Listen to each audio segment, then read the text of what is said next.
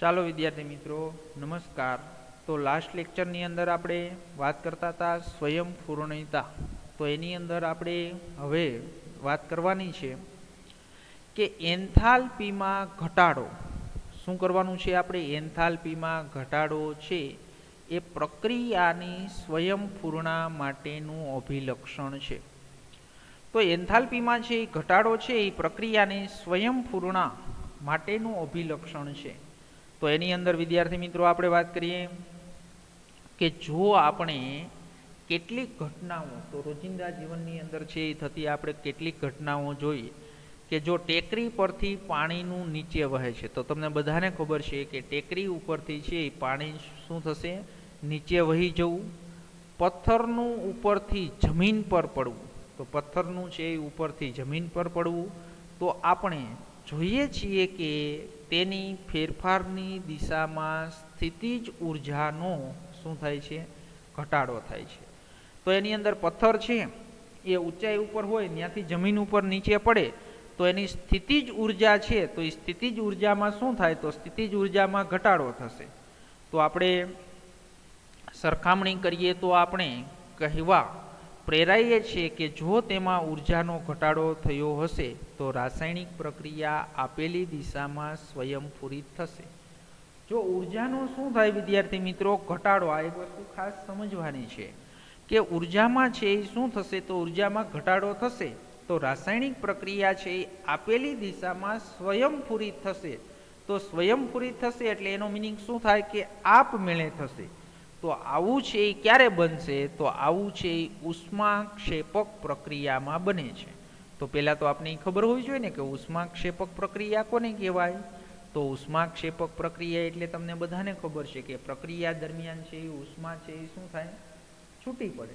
તો જો ઉષ્મા છૂટી પડતી હોય એવી પ્રક્રિયાઓ હોય તો એ બધી પ્રક્રિયાઓ કેવી હોય, તો એ બધી પ્રક્રિયાઓ સ્વયંપૂરિત થશે। તો એની અંદર વિદ્યાર્થી મિત્રો આપણે એક ઉદાહરણ લઈએ કે ભાઈ 1/2 N2 વાયુ સાથે 3/2 H2 ની પ્રક્રિયા કરીએ તો આપણે એક છે શું મળે છે, એમોનિયા છે, એમોનિયાનો અણુ આપે છે। તો જો અહીંયા પ્રક્રિયા ΔRH0 એટલે આપણે શું કહેવાય, પ્રક્રિયા એન્થાલ્પી। તો પ્રક્રિયા એન્થાલ્પી જો જ અહીંયા શું છે, -46.1 કિલોજૂલ મોલ ઇનવર્સ છે। એટલે અહીંયા ઉષ્મા છે એ કેવી થઈ, છૂટી પડી। એટલે જ્યારે મેં તમને આગળ કીધું હતું કે ΔH નું મૂલ્ય ઋણ હોય ત્યારે પ્રક્રિયા કેવી થાય, તો પ્રક્રિયા છે એ ઉષ્માક્ષેપક પ્રક્રિયા થશે। તો એવી જ રીતે વિદ્યાર્થી મિત્રો 1/2 H2 સાથે 1/2 Cl ની પ્રક્રિયા કરતા હાઇડ્રોક્લોરિક એસિડનો એક અણુ મળે છે। તો ત્યાં ΔRH0 છે એ શું થશે, -92.32 કિલોજૂલ મોલ ઇનવર્સ જેટલી ઉર્જા છૂટી પડે છે। એવી જ રીતે H2 સાથે 1/2 O2 ની પ્રક્રિયા કરવામાં આવે તો આપણે શું મળે છે, H2O। તો ΔRH0 છે એ શું છે, -285.8 કિલોજૂલ મોલ ઇનવર્સ છે। તો એની અંદર જોવો જોઈએ આ બધી જ પ્રક્રિયાઓ છે એ પ્રક્રિયાઓ કેવી છે, તો આ બધી જ પ્રક્રિયાઓ તમે જોઈ શકો છો કે ઉષ્માક્ષેપક પ્રક્રિયા છે। એટલે કે ઉષ્માક્ષેપક પ્રક્રિયા હોય તો શું થશે, તો ઉષ્માક્ષેપક પ્રક્રિયા હશે તો એ પ્રક્રિયા સ્વયંપૂરિત હશે। ઓકે, તો પ્રક્રિયક તરફથી નિપજ તરફ જતા એન્થાલ્પીમાં થતો શું થાય છે, ઘટાડો। તો ઘટાડો કોઈ પણ ઉષ્માક્ષેપક પ્રક્રિયા માટે એન્થાલ્પી છે એની આકૃતિ દ્વારા આપણે હમણાં સમજીએ દર્શાવ્યા પ્રમાણે છે એ દર્શાવી શકાય। તો આમ એ અભિધારણા કે ઉર્જામાં ઘટાડો રાસાયણિક પ્રક્રિયાનું પ્રેરક બળ છે અને તેને છે પુરાવાના પાયારૂપ ગણી શકાય। તો હવે આપણે બીજી ઘણી એવી પ્રક્રિયાઓ જોઈએ કે જે પ્રક્રિયાની અંદર જો 1/2 N2 સાથે O2 ની પ્રક્રિયા કરીએ તો શું મળે છે, NO2। તો એનો ΔRH0 જો પ્લસ છે 33.2 કિલોજૂલ મોલ ઇનવર્સ।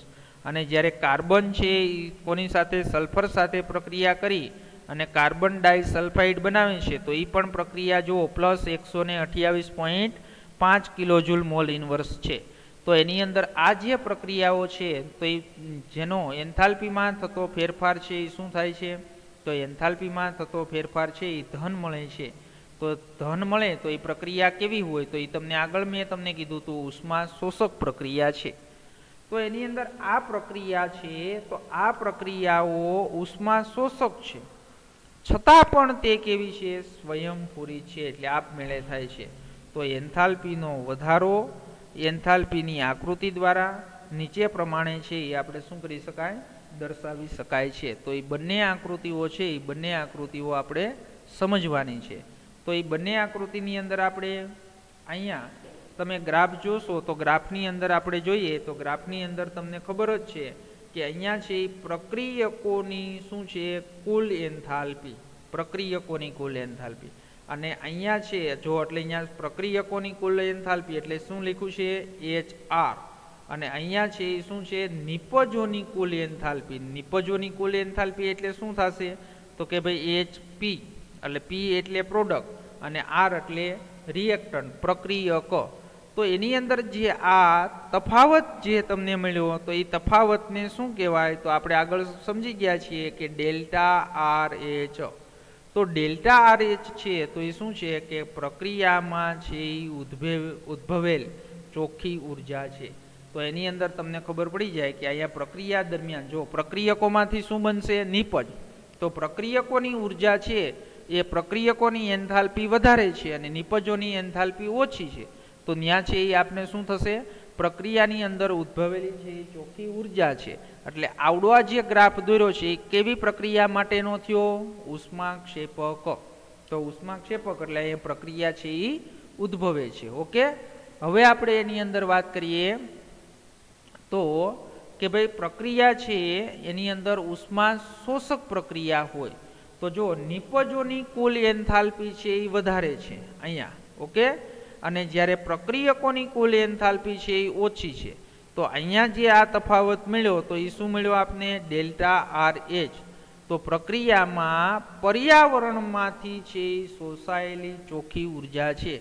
એટલે પ્રક્રિયા દરમિયાન શું કરશે, પર્યાવરણમાંથી ઉર્જાનું શોષણ કરશે. તો એની અંદર આપણે એમ કહેવાય કે આથી એ સ્પષ્ટ થાય છે કે સ્વયંપૂર્ણા માટે છે, સ્વયંપૂર્ણા માટેનો જે ફાળો છે તો એ ફાળો આપતું પરિબળ છે એ શું છે, તો ફાળો આપતું પરિબળ છે એ એન્થાલ્પીમાં છે એ શું છે, તો એન્થાલ્પીમાં ઘટાડો છે. પરંતુ તે બધા જ કિસ્સાઓમાં સાચું નથી હોતું. તો આપણે એ વાત કરી કે ભાઈ જો આપને કીધું કે પ્રક્રિયા ઉષ્માક્ષેપક હોય, કેવી હોય, ઉષ્માક્ષેપક. તો એ આપમેળે હોય. પણ અમુક પ્રક્રિયાઓ તમને અહીંયા ઉદાહરણ આપ્યું બે પ્રક્રિયાઓનું, જે N2 અને O2 સાથેની પ્રક્રિયા.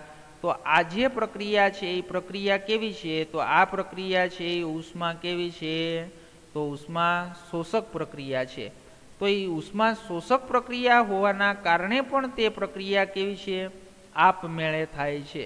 તો એ આપમેળે થતી હોવાના કારણે કે ભાઈ એન્થાલ્પી છે તો એ એન્થાલ્પીનો જે ઘટાડો છે તો એ એન્થાલ્પીનો ઘટાડો છે એ બધા જ કિસ્સાઓમાં એટલે કે બધી જ રાસાયણિક પ્રક્રિયાઓમાં સાચું હોતું નથી.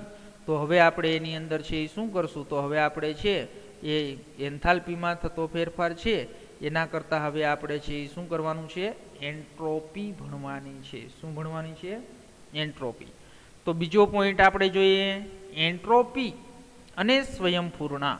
તો એન્ટ્રોપી અને સ્વયંપૂર્ણાની આપણે વાત કરીએ તો પહેલાં તો આપણે છે એ સમજવું જોશે એન્ટ્રોપી કોને કહેવાય. તો એ આપણે હમણાં છે એ એન્ટ્રોપી સમજીએ.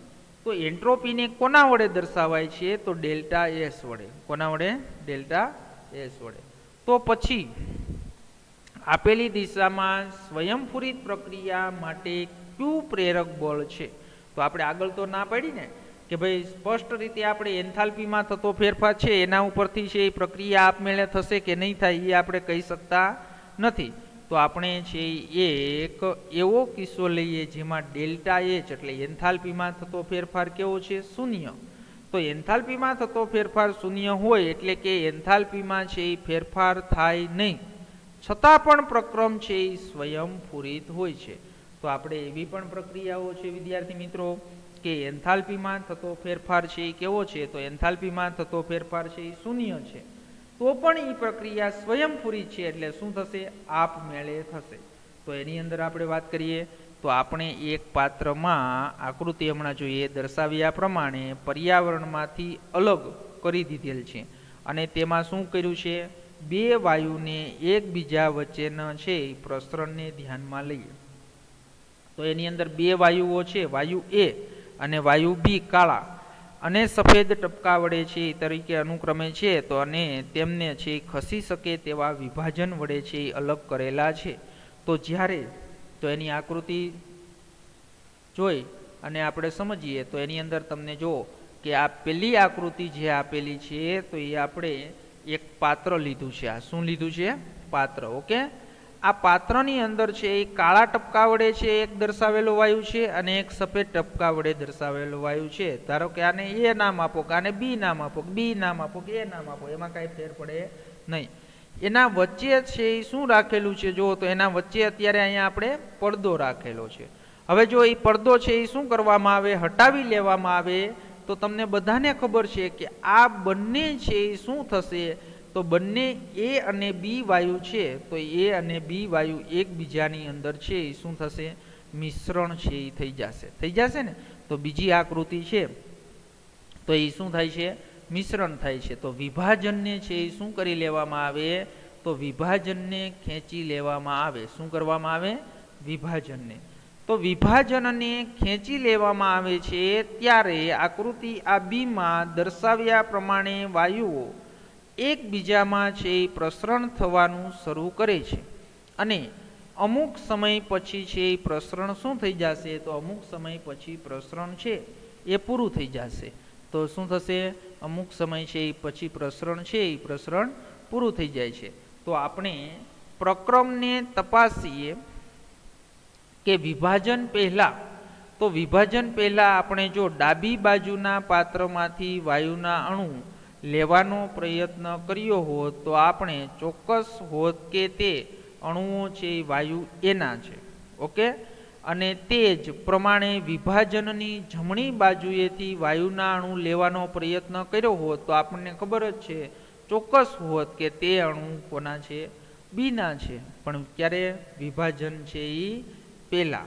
પરંતુ વિભાજન ખસેડી લીધા પછી પાત્રમાંથી અણુઓ લેવાનો પ્રયત્ન કરીએ તો આપણે ચોક્કસ કહી ન શકીએ કે અણુ વાયુ એના હશે કે વાયુ બીના હશે, કારણ કે શું થઈ ગયું, ત્યાં મિશ્રણ થઈ ગયું છે એટલા માટે. તો આપણે એમ પણ કહી શકીએ કે પ્રણાલીનું પ્રાકકથન કરવું કેવું છે, અઘરું થયું અથવા તે વધુ છે એ શું થયેલું છે, અસ્તવ્યસ્ત થયેલું છે. ઓકે, સમજણ પડી ગઈ વિદ્યાર્થી મિત્રો. તો હવે આપણે બીજી અભિધારણા છે. તો હવે આપણે બીજી અભિધારણાને સૂત્રિત કરીએ કે કોઈ પણ અલગ કરેલી પ્રણાલીમાં હંમેશા પ્રણાલી માટે વધુ ક્રમવિહીન અથવા અસ્તવ્યસ્ત બનવા તરફનું વલણ હોય છે અને આને આપણે સ્વયંપૂર્ણાનું શું કહી શકાય, અભિલક્ષણ છે કહી શકાય. તો હવે આપણે આ તબક્કે આપણે બીજો એક ઉષ્માગતિકીય વિધેય, જેમ આપણે એક એન્થાલ્પી ઉમેર્યો ને ડેલ્ટા એચ, તો એવી જ રીતે એક બીજો ઉષ્માગતિકીય વિધેય જેને આપણે એન્ટ્રોપી કહીશું. અને એન્ટ્રોપીને છે એ કોના વડે દર્શાવશું, તો એન્ટ્રોપીને એસ વડે દર્શાવશું અને એન્ટ્રોપીમાં થતો ફેરફાર એને શું કહેશું આપણે, ડેલ્ટા એસ. તો તેને દાખલ કરીએ છીએ તો ઉપર જણાવેલા પ્રમાણે અસ્તવ્યસ્તતા એન્ટ્રોપીનું શું છે, અભિવ્યક્ત છે. અને આના માનસિક, તો એ માનસિક ચિત્રની, તો માનસિક ચિત્રની રચના માટે આપણે એમ વિચારી શકીએ કે એન્ટ્રોપી એટલે પ્રણાલીમાં ક્રમવિહીનતા અથવા અસ્તવ્યસ્તતાનું માપન છે. વિદ્યાર્થી મિત્રો, ગમે ત્યારે તમને એમ કે એન્ટ્રોપી એટલે શું, એટલે એક જ શબ્દમાં એની વ્યાખ્યા આપવાની છે. શેની વાત કરવાની છે, એન્ટ્રોપી. તો એન્ટ્રોપી એટલે અસ્તવ્યસ્તતાનું માપન. હમણાં સમજાવું તમને. અસ્તવ્યસ્તતાનું માપન શું કહેવાય ને, અસ્તવ્યસ્તતાનું માપન. ઓકે, એને શું કહેવાય છે, એન્ટ્રોપી. તો એની અંદર આપણે અલગ કરેલી પ્રણાલીમાં જેટલી વધારે અસ્તવ્યસ્તતા તેટલી વધારે એની શું હોય? એન્ટ્રોપી. તો જ્યાં સુધી રાસાયણિક પ્રક્રિયાઓનો સંબંધ છે ત્યાં સુધી આ એન્ટ્રોપીનો ફેરફાર છે એ પ્રક્રિયકોમાંના પરમાણુઓ અથવા આયનોની એક ભાતમાંથી નિપજોના પરમાણુઓમાં ફેર ગોઠવણી તરીકે ગણીએ છીએ. જો નિપજોની રચના પ્રક્રિયકોની રચના કરતાં વધારે અસ્તવ્યસ્ત હશે તો પરિણામે એન્ટ્રોપીમાં શું થશે? વધારો થશે. તો રાસાયણિક પ્રક્રિયાઓ સાથે સંકળાયેલા એન્ટ્રોપીનો જે ફેરફાર છે એ ફેરફાર પ્રક્રિયામાં ભાગ લેતી સ્પીસીઝની રચનાને ધ્યાનમાં લઈને ગુણાત્મક રીતે કરી શકાય છે. તો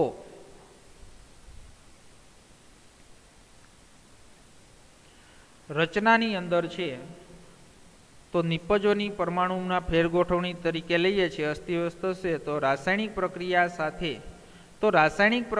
સાથે છે એ સંકળાયેલ એન્ટ્રોપીનો ફેરફાર પ્રક્રિયામાં ભાગ લેતી સ્પીસીઝની રચનાને ધ્યાનમાં લઈએ તો ગુણાત્મક રીતે માપન કરી શકાય છે. તો રચનામાં નિયમિતતાના ઘટાડાનો અર્થ શું થાય? એન્ટ્રોપીમાં વધારો.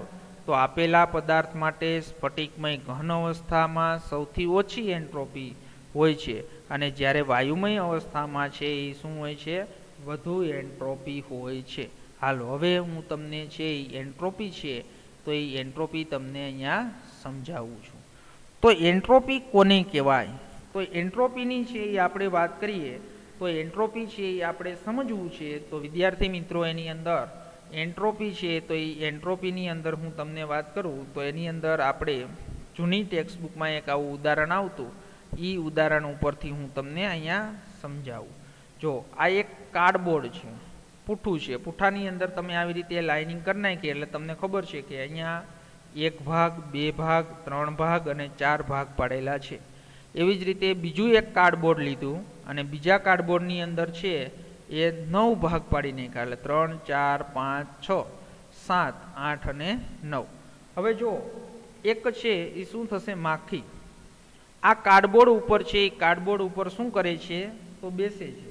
તો તમને ખબર છે કે જે માખી છે એ શું થશે? તો એની અંદર જ્યારે કાર્ડબોર્ડ ઉપર છે એ બેસશે ત્યારે એનું સ્થાન દર્શાવવા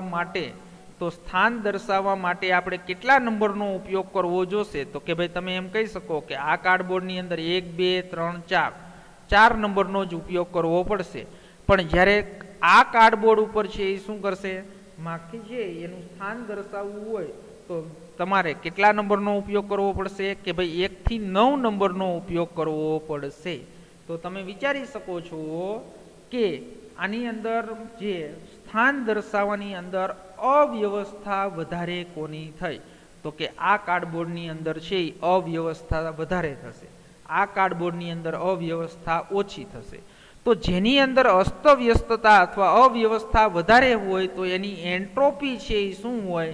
તો એન્ટ્રોપી છે એ વધારે હોય. ઓકે, એટલે જો આપણે એન્ટ્રોપીની વ્યાખ્યા મેં હમણાં તમને કીધું. કોને કહેવાય એન્ટ્રોપી? તો કે ભાઈ એન્ટ્રોપી એટલે કે અવ્યવસ્થાનું માપન છે. ઓકે, હાલો તો હજી એની અંદર એક બીજું ઉદાહરણ પણ તમને હમણાં સમજાવી દઉં કે આપણે બીજી વાત કરીએ તો એની અંદર તમને બધાને ખબર છે કે આપણે કોઈ પણ એક ઘન પદાર્થ લઈએ. શું લઈએ? ઘન પદાર્થ. તો આ આપણે ઘન પદાર્થ લીધો છે. શું લીધું છે? ઘન પદાર્થ. તો ઘન પદાર્થની અંદર તમને બધાને ખબર છે કે આયનો, કણો અથવા સ્પીસીઝ કેવા ગોઠવાયેલા હોય? નજીક નજીક ગોઠવાયેલા હોય. આ એક આપણે પ્રવાહી પાત્રની અંદર પ્રવાહી ભરીએ તો આ પ્રવાહીની અંદર થોડાક છે એ શું હોય? છૂટા છૂટા ગોઠવાયેલા. અને ત્રીજા પાત્રની અંદર એક વાયુ લઈએ તો વાયુ છે એ પણ કેવા હોય? ખૂબ જ દૂર દૂર ગોઠવાયેલા હોય. એટલે આ ઘન, આ પ્રવાહી અને આ શું છે? વાયુ. તો તમને બધાને ખબર છે કે આ અણુઓ છે આની અંદર અવ્યવસ્થા વધારે હોય, પ્રવાહીની અંદર અવ્યવસ્થા વધારે હોય કે વાયુની અંદર અવ્યવસ્થા વધારે હોય? તો બધાને ખબર છે કે વાયુઓના અણુઓ છૂટા છૂટા હોય એટલે એની અંદર આવી રીતે છે અણુઓ છે અવ્યવસ્થા થાય. તો આપણે એમ કહી શકાય કે વાયુ પદાર્થ હોય તો એની એન્ટ્રોપી છે એ કેવી હોય? તો વાયુની એન્ટ્રોપી વધારે હોય. અને ઘન છે એની એન્ટ્રોપી કેવી હોય? તો એની એન્ટ્રોપી ઓછી હોય છે. સમજણ પડી ગઈ વિદ્યાર્થી મિત્રો? હવે સમજાણું કે ભાઈ એન્ટ્રોપી એટલે શું? તો એન્ટ્રોપી એટલે કાંઈ નહીં, અસ્તવ્યસ્તતાનું માપન છે. શું છે? અસ્તવ્યસ્તતાનું માપન. ઓકે, હાલો, તો એ અસ્તવ્યસ્તતાનું જે માપન છે તો એની વાત આપણે કરીએ તો એની અંદર હવે આપણે એન્ટ્રોપી છે તો એ એન્ટ્રોપીનું પરિણાત્મક રીતે છે એ ક્રમવિહીનતા અથવા તો શું કહેવાય ને કે હવે આપણે એન્ટ્રોપીને પરિણાત્મક કરીએ તો ક્રમવિહીનતા અથવા અવ્યવસ્થાનો અંશ ગણવાની એક રીત છે કે અણુઓ વચ્ચે વહેંચાયેલી ઉર્જાની ગણતરી સંખ્યાકીય પદ્ધતિ કરીએ, પરંતુ તે આ ઉકેલને પેલે પાર છે, એટલે સંખ્યાકીય ગણતરી નહીં થાય. તો બીજો માર્ગ એ છે કે આ પ્રક્રમમાં સમાયેલ ઉષ્મા સાથે આ પ્રક્રમને આપણે સંબંધિત કરીએ, જેથી કરીને એન્ટ્રોપી છે એ ઉષ્માગતિકીય સંકલ્પના બને અને અન્ય ઉષ્માગતિકીય ગુણધર્મ જેવા કે યાંત્રિક ઉર્જા U અને એન્થાલ્પી H અવ્યવસ્થા વિધેય છે, તે જ પ્રમાણે એન્ટ્રોપી S પણ અવસ્થા વિધેય છે. શું છે? અવસ્થા વિધેય છે. અને એન્ટ્રોપીનો ફેરફાર ડેલ્ટા H પથથી કેવો છે? સ્વતંત્ર છે. એટલે એ પણ પથ ઉપર છે એ આધાર રાખતો નથી. ઓકે, સમજણ પડી? હાલો, હવે આપણે એની અંદર વાત કરીએ કે ભાઈ જ્યારે પણ પ્રણાલીમાં ઉષ્મા ઉમેરવામાં આવે છે, શું કરવામાં આવે છે? ઉષ્મા ઉમેરવામાં આવે છે ત્યારે તે આણ્વીય ગતિમાં શું થાય? તો અણુઓની ગતિમાં છે એ વધારો કરશે અને જેને કારણે છે એ પ્રણાલીની અસ્તવ્યસ્તતામાં છે એ શું કરશે? વધારો કરે છે. અને પ્રણાલીની એન્ટ્રોપી શું થશે? તો કે ભાઈ પ્રણાલીની એન્ટ્રોપી વધશે. તો આમ ઉષ્મા છે એ Qની અસ્તવ્યસ્તતાની અસર પર છે એ અસર પ્રણાલી પર પડે છે. તો આપણે ડેલ્ટા S અને Qને સરખાવી શકીએ છીએ. તો થોહો અનુભવ એમ આપણે શીખવીએ છીએ કે ઉષ્માનું વિતરણ પર કોણ આધાર રાખે? તાપમાન પર આધાર રાખે છે. તો જે તાપમાને ઉષ્મા છે એ પ્રણાલીમાં દાખલ કરેલ છે, તો આમ ઊંચા તાપમાને રહેલી પ્રણાલી નીચા તાપમાને રહેલી પ્રણાલી કરતાં વધારે અવ્યવસ્થા અથવા અસ્તવ્યસ્તતા ધરાવે છે. તો આમ તાપમાન પ્રણાલીમાં કણોની અસ્તવ્યસ્ત ગતિનું શું છે? સરેરાશ માપન છે. તો નીચા તાપમાને રહેલી પ્રણાલીમાં ઉષ્મા ઉમેરવામાં આવે તો જ સરખા જથ્થામાં ઉષ્મા તેને ઊંચા તાપમાને ઉમેરવામાં આવેલી હોય તો તેના કરતાં અસ્તવ્યસ્તતા વધે છે. તો આ આપને સૂચવે છે કે એન્ટ્રોપી છે એ એન્ટ્રોપીનો ફેરફાર તાપમાનના છે એ વ્યસ્ત પ્રમાણમાં હોય છે. તો એન્ટ્રોપીનો ફેરફાર છે એ તાપમાનના કેવા? વ્યસ્ત પ્રમાણમાં હોય છે. તો ડેલ્ટા H એન્ટ્રોપીમાં થતો ફેરફાર Q અને T સાથેના સંબંધને પ્રતિવર્તી પ્રક્રિયા માટે નીચે પ્રમાણે લખી શકાય. એટલે delta S equal to Q એટલે ઉષ્મા, રિવર્સિબલ એટલે પ્રતિવર્તી અને છેદમાં શું થશે? T એટલે તાપમાન. તો સ્વયંપૂરિત પ્રક્રમ માટે, સ્વયંપૂરિત પ્રક્રમ એટલે આપમેળે થતી પ્રક્રિયા. તો સ્વયંપૂરિત પ્રક્રમ માટે પ્રણાલી અને પર્યાવરણ, શું કહું છું? પ્રણાલી અને પર્યાવરણ માટેના, તો પ્રણાલી અને પર્યાવરણ માટેના કુલ એન્ટ્રોપીમાં થતો ફેરફાર, શું કહું છું? કુલ એન્ટ્રોપીમાં છે એન્ટ્રોપીમાં થતો ફેરફાર નીચે પ્રમાણે દર્શાવી શકાય. તો એની અંદર જો ડેલ્ટા S ટોટલ એટલે એન્ટ્રોપીમાં થતો ફેરફાર, કુલ ફેરફાર. ડેલ્ટા S સિસ્ટમ એટલે શું થશે? તો સિસ્ટમ એટલે છે એ પ્રણાલી પ્લસ ને ડેલ્ટા S સરાઉન્ડિંગ એટલે પર્યાવરણ. તો કે જ્યારે પ્રણાલી સંતુલનમાં હોય, કેવી હોય પ્રણાલી? સંતુલનમાં. તો સંતુલન ચેપ્ટર આના પછી આપણે ભણવાનું છે. સંતુલનમાં હોય ત્યારે એની એન્ટ્રોપી છે એ મહત્તમ હોય છે અને એન્ટ્રોપીમાં થતો ફેરફાર કેવો હોય? Delta S equal to 0. તો આપણે કહી શકીએ છીએ કે સ્વયંપૂરિત પ્રક્રમ માટે એન્ટ્રોપી વધે, આપમેળે થતી પ્રક્રિયામાં એન્ટ્રોપી વધે અને સંતુલને તે કેવી થઈ જાય? મહત્તમ. અને એન્ટ્રોપીનો ફેરફાર કેવો થઈ જશે? શૂન્ય. તો એન્ટ્રોપી છે એ પણ અવસ્થા વિધેય હોવાથી આપણે પ્રતિવર્તી પ્રક્રમ માટે છે તો એ પ્રતિવર્તી પ્રક્રમ માટે એન્ટ્રોપીમાં છે એ શું કરી શકાય? તો એન્ટ્રોપીમાં ફેરફાર છે એ ફેરફાર ગણી શકાય. તો એની અંદર આપણે રિએક્શન સૂત્ર આપ્યું કે ડેલ્ટા એસ સિસ્ટમ ક્યુ સિસ્ટમ રિવર્સિબલ અપોન ટી. તો આદર્શ વાયુના બંને પ્રતિવર્તી અને અપ્રતિવર્તી વિસ્તરણ સમતાપી પરિસ્થિતિમાં તો ડેલ્ટા યુ ઇક્વલ ટુ શું થશે? સમતાપી પરિસ્થિતિમાં ડેલ્ટા યુ ઇક્વલ ટુ 0 થશે. પણ delta S total equal to એટલે કે ડેલ્ટા સિસ્ટમ પ્લસ સરાઉન્ડિંગ છે અપ્રતિવર્તી પ્રક્રમ માટે શૂન્ય નથી. તો આમ ડેલ્ટા યુ પ્રતિવર્તી અને અપ્રતિવર્તી પ્રક્રમ વચ્ચે ભેદ પાડી શકતા નથી, પરંતુ ડેલ્ટા એસ એટલે કે એન્ટ્રોપી છે એ શું કરી શકશે? તો એન્ટ્રોપી છે એ ચોક્કસ ભેદ છે એ પાડી શકશે કે પ્રક્રમ છે એ પ્રતિવર્તી અને અપ્રતિવર્તી પ્રક્રમ માટે કોણ છે એ ભેદ પાડી શકશે? તો આપણને એ એન્ટ્રોપી ઉપરથી છે એ એન્ટ્રોપી ઉપરથી ખબર પડશે. તો હવે વિદ્યાર્થી મિત્રો આપણે જે અત્યારે અહીંયા એન્ટ્રોપી સમજ્યા તો એ કમ્પ્લીટ તૈયાર કરી નાખજો, અહીંયા સુધી રાખીએ.